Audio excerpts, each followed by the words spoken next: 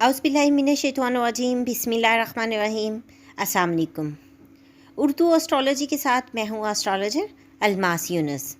जैसा कि मैं काफ़ी अरसे से आप लोगों के लिए मैच की प्रेडिक्शंस लेके आ रही हूँ और अल्हम्दुलिल्लाह मेरी बहुत सारी प्रेडिक्शंस सही साबित हुई हैं। किसी एक आध में कुछ मिस्टेक भी हुई है, तो उसकी रीज़न मैं हमेशा आप लोगों को बताती हूँ कि इल्म नजूम सियारों का इल्म है, यानी कि ये कुछ मुशाहिदात और कुछ असूलों पर मबनी एक सोशल साइंस है। जो इंसान जब इसमें कैलकुलेशन वगैरह करता है तो उसमें कहीं ना कहीं कोई गलती हो जाती है, तो इसमें गलती के चांसेस भी मौजूद हैं। ये 100% एक्यूरेट नहीं है और ये कोई गैब का इल्म नहीं है जिसमें कोई गलती ना हो। अगर हम देखें तो गैब का इल्म तो सिर्फ़ अल्लाह रब्बुल इज़्ज़त के पास है और वही आने वाले वक्त के बारे में और हर चीज़ के बारे में बेहतर तरीके से जानते हैं और उसको बेहतर तरीके से वो एग्जीक्यूट भी कर सकते हैं। खैर, हम लोग अपनी आज की प्रेडिक्शन की तरफ चलते हैं। आज की हमारी वीडियो सेकंड सेमीफाइनल के लिए है और वो आप लोगों को पता है कि पाकिस्तान और ऑस्ट्रेलिया के दरमियान खेला जाने वाला मैच है और ये बहुत ही अहम तरीन मैच है।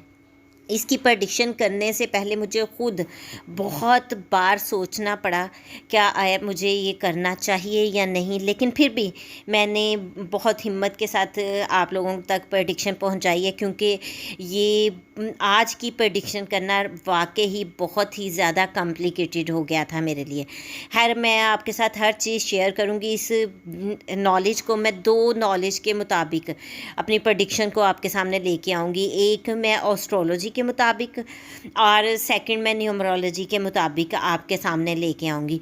आप लोगों को जो सा चीज़ बेहतर लगेगी आप उसको देख लीजिएगा।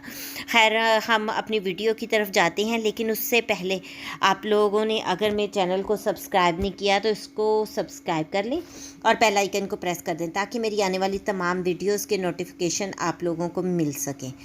हम आज अपनी प्रेडिक्शन की तरफ जाते हैं। तो अगर मैं देखती हूँ तो इस वक्त पाकिस्तान के जो कैप्टन हैं बाबर आज़म, वो इसकी क़यादत कर रहे हैं। प्रेडिक्शन के लिए हमें पाकिस्तान के साथ साथ उनके कैप्टन का जायचा भी देखना पड़ेगा और मैंने आप लोगों के साथ पहले भी शेयर किया था कि इस वक्त पाकिस्तान की जो प्लानिटरी पोजीशन है वो बहुत ही ज़्यादा स्ट्रॉन्ग है और अगर हम बाबर आज़म के जायचा को देखते हैं तो वो उनसे भी ज़्यादा स्ट्रॉन्ग और मज़े की पोजीशन में जा रहा है और उससे देखते हुए हम ये चीज़ बता सकते हैं कि वाकई ही पाकिस्तान के लिए इस वक्त बाबर आज़म बेहतरीन साबित हुए हैं। हम अगर देखते हैं प्लानिटरी पोजीशन के मुताबिक देखते हैं तो उससे हमें पता चलता है कि ये मैच बहुत ही ज़्यादा सनसनीखेज़ होने को जा रहा है। अगर पाकिस्तान बहुत ज़्यादा प्लानिंग के साथ चीज़ों को एग्जीक्यूट करेगा, यानी उनकी टीम फुल प्लान के साथ चलेंगी, तो ये मैच उनकी फेवर में जाता है। इस वक्त लक अगर देखते हैं तो लक चार्ट दोनों तरफ से इनका साथ दे रहा है, जो कि एक सबसे ज़्यादा पॉजिटिव पॉइंट है। और इसके अलावा मुझे सबसे बड़ी बात जो नज़र आ रही है यहाँ पर, पाकिस्तान पर दुआओं के असरात जो हैं वो बहुत अच्छे तरीके से इन पर अफेक्ट होंगे। इसलिए मैं आप लोगों को कहूँगी कि बहुत ज़्यादा दुआ कीजिएगा पाकिस्तान के हक़ में, क्योंकि इस वक्त जो हैं दुआएं वो इनके लिए कबूलियत का बाइस बन सकती हैं। और मैं हमेशा आप लोगों को अपनी वीडियो में बताती होती हूँ कि दुआएं तकदीर बदल सकती हैं, तो ज़्यादा से ज़्यादा दुआ कीजिएगा। अब दूसरी तरफ हम अगर जाते हैं ऑस्ट्रेलिया की तरफ, तो इस वक्त ऑस्ट्रेलिया के टीम कैप्टन आरन फिंच को अगर हम देखते हैं तो उनके ऑस्ट्रेलिया के अपने जायचा को देखते हैं तो तब हमें वो भी बहुत अच्छी पोजीशन में नज़र आ रहा है।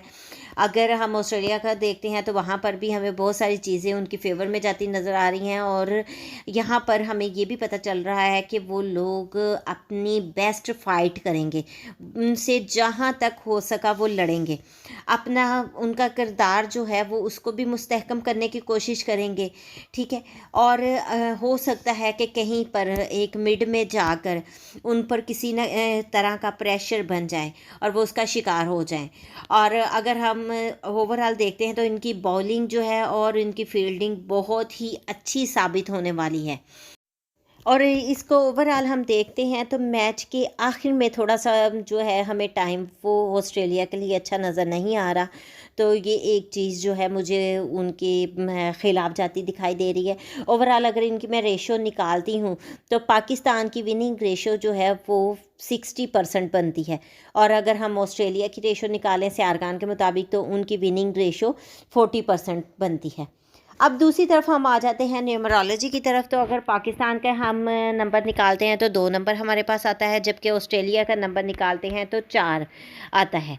जबकि आप लोगों को पता है कि 11 नवंबर 2021 को ये मैच खेला जा रहा है, तो अगर हम उनको कैलकुलेट करते हैं तो ये 9 नंबर हमारे पास आता है, और अगर उस डेट को 11 को प्लस करते हैं तो वो हमारे पास 2 नंबर आता है, जिसकी मतलब ये है कि पाकिस्तान का नंबर भी 2 है और ये भी डेट भी हमारे पास 2 नंबर आती है। तो यहाँ पर हमें जो है फतेह जो है वो पाकिस्तान के हक़ में नज़र आ रही है, लेकिन उसके लिए आप लोगों को बहुत ज़्यादा दुआ करनी होगी।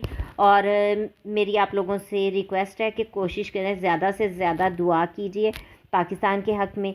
और इन तमाम चीज़ों से मैं इस नतीजे पे पहुंची हूँ कि ये इस दोनों टीम्स में अगर फ़ाइनल तक जाएगी तो वो पाकिस्तान की टीम है, और उसके चांसेस काफ़ी हद तक ज़्यादा हैं एज़ कम्पेयर टू ऑस्ट्रेलिया। इस मुख्तसर सी वीडियो के साथ मैं आप लोगों से इजाज़त चाहूँगी। उम्मीद करती हूँ कि वीडियो आप लोगों को पसंद आई होगी, और अगर आपको वीडियो पसंद आई है तो इसको लाइक ज़रूर कीजिएगा, ज़्यादा से ज़्यादा शेयर कीजिएगा ताकि बाकी लोगों तक भी वीडियो पहुँच सके। इस मुख्तसर सी वीडियो के साथ ही मुझे इजाज़त दें।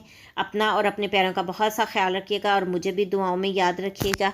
अल्लाह हाफिज़।